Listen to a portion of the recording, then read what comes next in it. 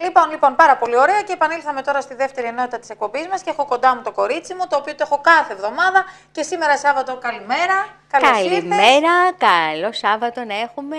Ένα ωραίο Σαββατοκύριακο να έρθει. Ωραίο, ανοιξιάτικο. Ναι, πολύ ωραίος ο καιρός. Μας βοηθάει να έχουμε καλή διάθεση και πιστεύω ότι όλοι θα έχουμε καλή διάθεση και έχουμε και πολύ καλή διάθεση για αυτό που ετοιμάσαμε. Έχεις ετοιμάσει ένα καταπληκτικό ρεπορτάζ, επιτόπιο ρεπορτάζ, στο οποίο πήγες εσύ, θα το δείτε σε λίγα λεπτά μέσω βιντεοσκόπησης, για κάτι, πραγματικά για ένα στολίδι του ηλίου και μιλάμε λοιπόν για το Λαογραφικό Μουσείο Ηλίου, μέσα από το οποίο θα μάθουμε την ιστορία του. Είναι τόσο σημαντική η ιστορία του. Είναι πάρα πολύ σημαντική. Να πούμε καταρχάς ότι ο σύλλογος που φέρει την επωνυμία Ένωση Ηλιοσωτών Ηλίου έχει 72 ολόκληρα χρόνια ζωής. Ξεκίνησε από μια άλλη μορφή, σαν τμήμα του εκδρομικού συλλόγου Ολυμπιακός Νέων Λιωσίων, από γηγενείς Αρβανίτες. Και εδώ είναι που έχει αξία και σημασία. Και από το 1997 πήρε τη σημερινή του μορφή με την επωνυμία αρχικά Ευαγγελίστρια και από το 2010 ως Ένωση Ηλιοσωτών Ηλίου. Πολύ ωραία. Βέβαια. Η ιδιαιτερότητα είναι ότι βλέπουμε γηγενείς Αρβανίτες να διατηρούν έναν σύλλογο μέσα στην πόλη τους. Δεν έχουν έρθει από κάποια άλλη πλευρά της Ελλάδας. Έτσι ακριβώς. Συνήθως ακούμε Πελοποννησίων ή Κρητών. Εδώ έχουμε Λιωσωτών. Και θα δείτε τι αξία έχει αυτό από ένα λαογραφικό μουσείο που είναι πραγματικά ένα διαμάντι. Έχουν βοηθήσει πάρα πολύ. Πάρα πολύ, γιατί η κυρία Θεοδόρου, την οποία θα δούμε στο βίντεο που έχουμε και στο ρεπορτάζ μας, ήταν εκείνη η οποία έβαλε την ιδέα για να συλλεχθούν όλα αυτά τα κοιμήλια και παρότρινε γυναίκες που σήμερα ακόμα ζουν, είναι 92-95 ετών, να παραδώσουν το υλικό τους αρχικά σε μία έκθεση και μετά θα δείτε τι δουλειά έχει γίνει. Λοιπόν, θες να πάμε να το δούμε? Ναι. Και να επανέλθουμε λοιπόν. Πάμε να δούμε το υπέροχο βίντεο, το υπέροχο ρεπορτάζ το οποίο ετοίμασε η Σοφία μας και ήταν εκεί και επανερχόμαστε έτσι για να κλείσουμε όμορφα τη σημερινή μας ενότητα.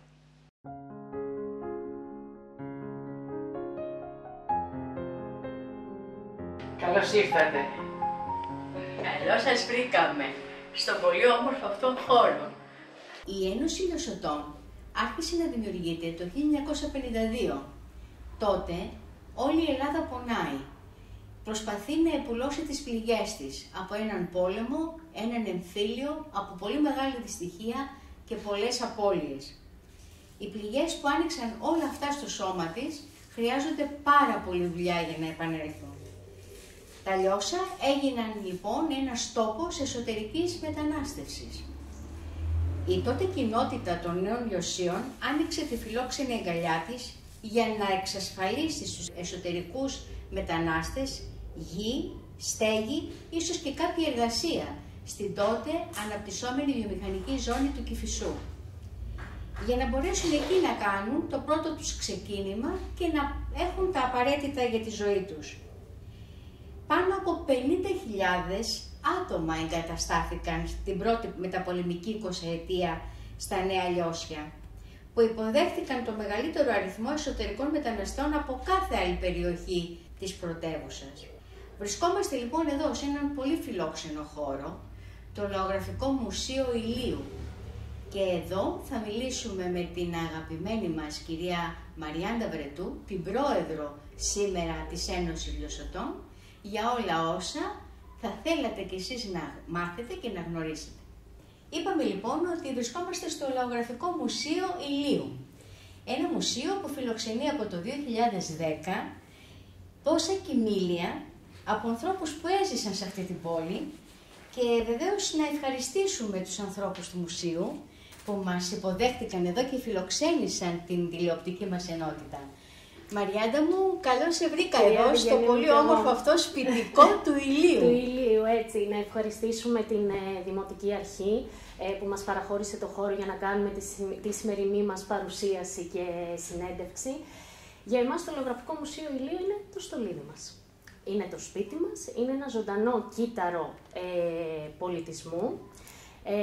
φιλοξενεί φορεσιές που χρονολογούνται από τα μέσα του 19ου αιώνα, αντικείμενα όπως είδατε καθημερινής χρήσης, ιατρικά εργαλεία, καθώς και το γραφείο του κοινοτάρχη του αείμνηστου Ευάγγελου Ιώση, των Νέων Ιωσίων, του κοινοτάρχη των Νέων Ιωσίων, το οποίο χρονολογείται γύρω στα 1930.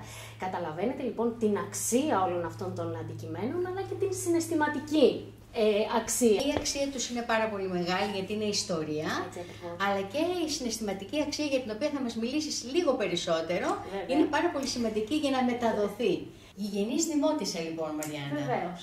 Και έχεις και εσύ μια φορτωμένη ιστοριοσελίδα, να το πούμε έτσι, και μέσα εδώ σε αυτό το μουσείο κάτι σου θυμίζει, κάτι έρχεται. Θυμίζει, καθώς η γιαγιά μου έχει δωρήσει αρκετά αντικείμενα, αξίζει όμως να αναφερθεί το πώς δημιουργήθηκε όλο αυτό το κόσμο και το στολίδι της πόλης μας.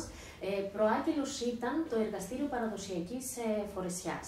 Μετέπειτα, ωστόσο, το 1997, με πρωτοβουλία του Κέντρου Γυναικών, αλλά και της κυρίας Ασημίνας Θεοδόρου, η οποία είναι πρόεδρος των Φίλων Λαογραφικού Μουσείου, αλλά και έχουμε και τη χαρά και μέλος γηγενής του συλλόγου μας, την εμπιστεύτηκαν, ανοίξανε οι γηγενείς τα σπίτια τους και τις δώσανε τα κοιμήλια που υπάρχουν σήμερα εδώ σε αυτόν τον χώρο. Το 1998, επί Δημαρχίας λοιπόν Βασίλειου Κουκουβίνου, δημιουργείται και γίνεται το Λαογραφικό Μουσείο Ηλίου, το οποίο αρχικά στεγάζεται στο δεύτερο πολιτιστικό κέντρο και μετέπειτα το 2010 μεταφέρεται και στεγάζεται στον χώρο που είμαστε σήμερα, όπου για μας έχει ιδιαίτερη συναισθηματική αξία για μας στην Ένωση Ιωσιωτών Ηλίου, καθώς είναι το σπίτι αλλά και το ιατρείο του ιδρυτή της Ένωσης Ιωσιωτών Ηλίου, του αείμνηστου Θεόδωρου Γιαχνή. Πολύ ωραία. Λοιπόν, η γειτονιά που βρισκόμαστε αυτή τη στιγμή είναι και χώρος ενός παλιού ιατρείου, λοιπόν. Όπως προαναφέραμε, έχουμε παραδοσιακές φορεσιές που χρονολογούνται από τα μέσα του 19ου αιώνα, όπως βλέπετε αντικείμενα της καθημερινής ζωής, εργαλεία, πλούσιο φωτογραφικό υλικό, οπότε όπως καταλαβαίνετε είναι ένα μέρος της ιστορίας μας, στεγάζεται εδώ. Η Ένωση λοιπόν Ιωσιωτών συγκεντρώνει μνήμες από άλλες εποχές και θησαυρούς και τους καταθέτει μαζί με όλο αυτό το πολιτιστικό έργο που κάνετε και στο Λαογραφικό Μουσείο. Είμαστε πολύ χαρούμενοι σήμερα που είμαστε εδώ και πίσω μας υπάρχει πολύ ωραίο υλικό που πρέπει να το δείξουμε στον κόσμο. Να βάλουμε στην παρέα μας και την κυρία Θεοδόρου που είναι κοντά μας και που μας φιλοξένησε σε αυτό τον ωραίο χώρο. Να μας μιλήσετε λοιπόν για τη φορεσιά. Λοιπόν, βρίσκεστε σε ένα αυθεντικό λαογραφικό μουσείο, γιατί ό,τι δείτε είναι όλα αυθεντικά. Είναι φτιαγμένα όλα στον αργαλιό, έχουν ημερομηνίες, οι οποίες όταν τα έφτιαχναν στον αργαλιό έφτιαχναν και την ημερομηνία και μπορείτε να το εντοπίσετε, θα σας πω εγώ σε ποια σημεία είναι οι ημερομηνίες. Όλα αυτά μας τα έχει εντοπίσει η μουσιολόγος η οποία επιμελήθηκε του Λαογραφικού Μουσείου, η Έφη Ματσούτσου, που έχει φτιάξει το Μουσείο της Πλάκας και το Μουσείο της Τεμνίτσας. Και κάτι άλλο που έχει ιδιαίτερο, έχει χρονολογίες, πότε γίνανε, ποιες τα φορέσανε και πότε φύγανε από αυτόν τον κόσμο. Τα παραδώσανε στα παιδιά τους και μετά στα εγγόνια τους. Όταν πήγα για να τους τα ζητήσω, γνωρίζοντας πρόσωπα και πράγματα σαν γηγενείς, πράγματι ξαφνιαστήκανε λίγο, γιατί δεν τους είχε ζητηθεί τόσα χρόνια. Τα είχαν στα μπαούλα τους, τα αερίζανε και ξανά μένανε εκεί. Θα σας πω χαρακτηριστικά ότι στα πρώτα εγγένεια που γίνανε επί Δημαρχίας Βασίλη Κουκουβίνου ήταν τόσο μεγάλη η συγκίνηση που κλαίγανε. Την ώρα που τους ανέφερα, γιατί ανέφερα στον καθέναν τι μου έδωσε και τι συναισθηματική αξία είχε το κάθε αντικείμενο, γεγονός είναι ότι κλαίγανε. Λοιπόν, όλο αυτό πράγματι ο Βασίλης ο Κουκουβίνος μου είπε προχώρα, γιατί ξεκίνησε σαν έκθεση και μετά μας είπανε τι να τα κάνουμε. Και έτσι απευθύνθηκα στον Δήμαρχο και μου λέει Θεοδόρου προχώρα, επιλέξει και εγώ είμαι εδώ. Πράγματι έδωσε τα πάντα. Έφερε την καλύτερη μουσιολόγο και την καλύτερη συντηρήτρια.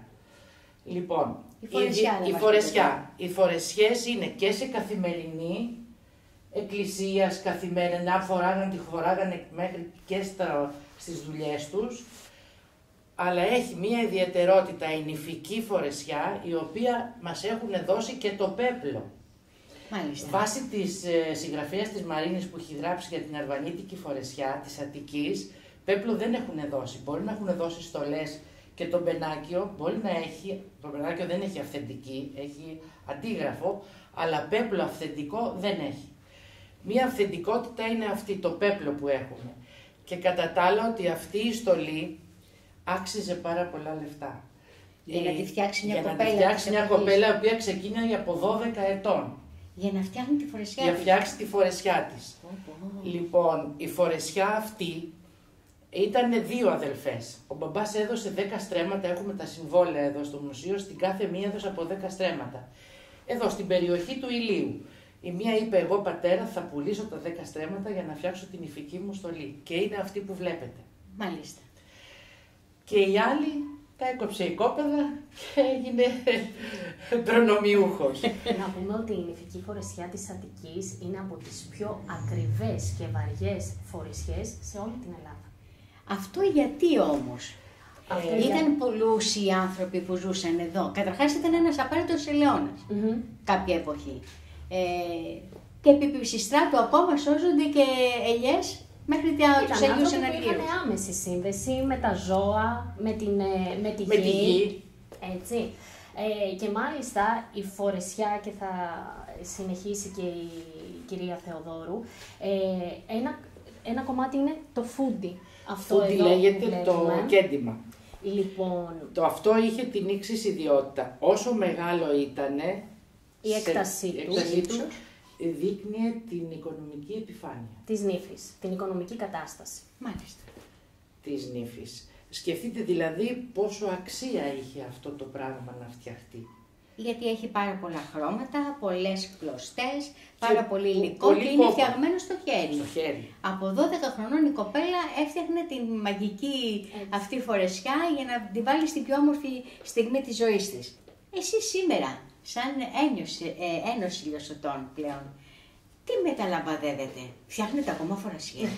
Δεν φτιάχνουμε ακριβώς φορεσιές, ωστόσο έχουμε το βεστιάριό μας. Απότερος σκοπός και στόχος μας είναι η διατήρηση των ηθών, των εθήμων, των χωρών μας, των τραγουδιών μας, της ενδυμασίας μας, της φορεσιάς μας. Και σκοπός είναι με δράσεις και ενέργειες όλο αυτό να περάσει και προς τα μέλη μας, αλλά και προς το ευρύτερο κοινό, η ιστορία μας, η κληρονομιά μας. Εδώ λοιπόν, τα χρόνια του Όθωνα, ζούσε η Αμαλία. Η Αμαλία λοιπόν ήταν η πρώτη που έφτιαξε την πιο ωραία φορεσιά και ακολούθησαν και άλλες πάνω σε αυτή τη φορεσιά της Αμαλίας.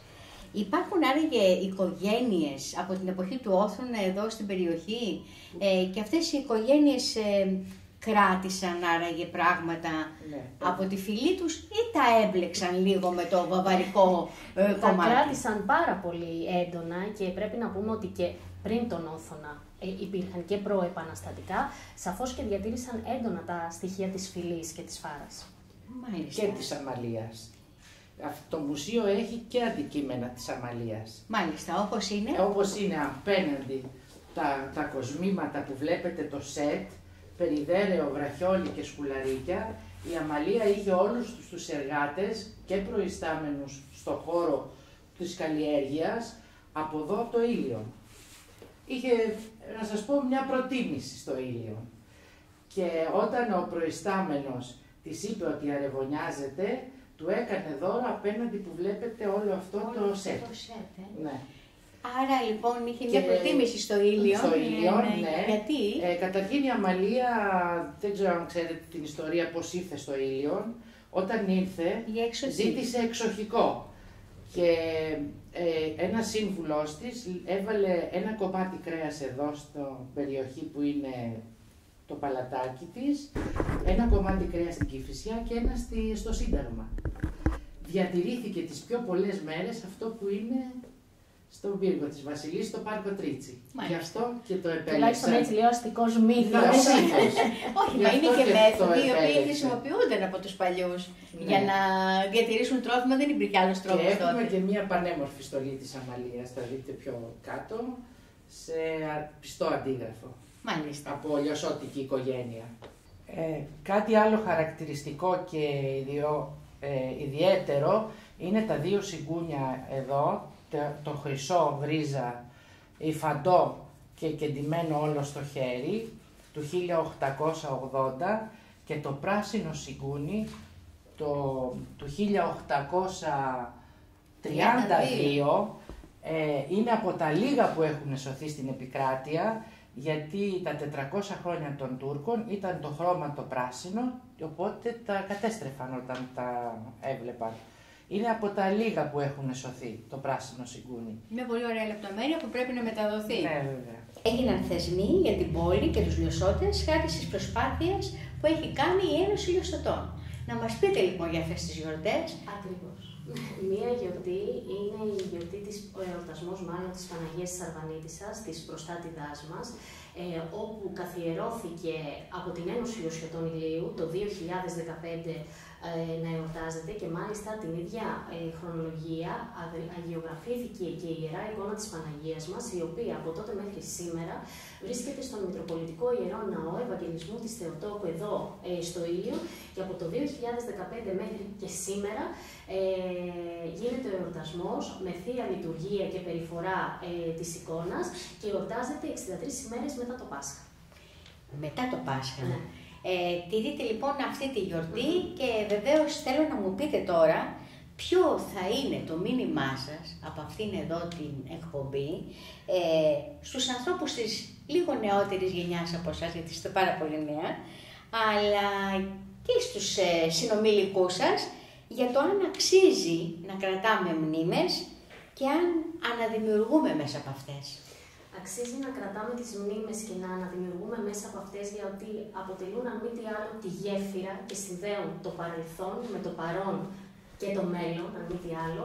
Στους νεότερους ανθρώπους θα πω ότι τα έθιμά μας, οι παραδόσεις μας, η ιστορία δεν είναι απλές αφηγήσεις, κενές αφηγήσεις των προγόνων μας.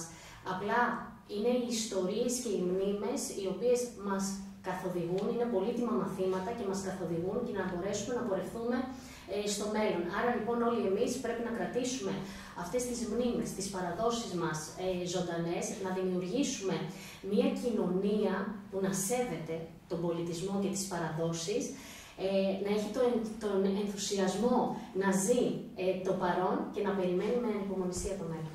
Ο πολιτισμός, πολύτιμος και ανεξάντλητος, μέσα από τα υλικά και πνευματικά στοιχεία, τα ήθη και τα έθιμα, τις παλιές συνήθειες που κάνουν την ντόπια λαϊκή παράδοση με την ευρωστία της να αναδεικνύεται και να επηρεάζει το σήμερα, και αυτό παίρνει νόημα και περιεχόμενο, όπως είδαμε, όχι με την αντιγραφική τήρηση των παραδοσιακών αξιών, αλλά με την αναγνώριση και εμπέδωση των καλών του στοιχείων που θα μπολιάζονται στο δικό μας επόμενο πολιτισμό.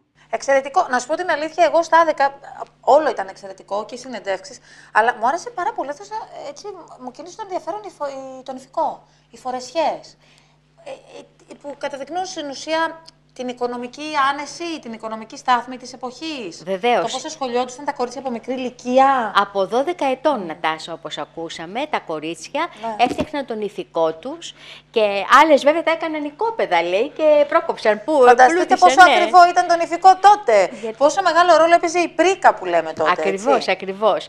Και ο ρόλος του Δήμου πρέπει να πούμε ότι είναι πάρα πολύ σημαντικός για τη δημιουργία του λαογραφικού αυτού μουσείου, γιατί οι περισσότεροι από τους δωρητές είναι και μέλη της Ένωσης Λιωσωτών Ηλίου, η οποία φροντίζει για να δημιουργούνται και άλλα, να έρχονται και άλλα κοιμήλια, που ποιος ξέρει τι μπορεί να βγουν, έχουν πάρα πολύ μεγάλη αξία. Είδαμε θύλαστρο της εποχής, είδαμε φορεσιά του 1832, όπως είδατε, και είναι πάρα πολύ αξιόλογα όλα αυτά και πράγματι διατηρούνται με πάρα πολύ ωραίο τρόπο σε ένα μουσείο κόσμημα. Κόσμημα. Πραγματικό κόσμημα για το Δήμο Ηλίου, ο οποίος είναι εντάξει εμάς εδώ κοντά μας βέβαια, αλλά αξίζει πραγματικά να επισκεφθείτε. Είναι ανοιχτό για το κοινό? Είναι ανοιχτό, καθημερινές για το κοινό, κατόπιν τηλεφωνήματος βέβαια.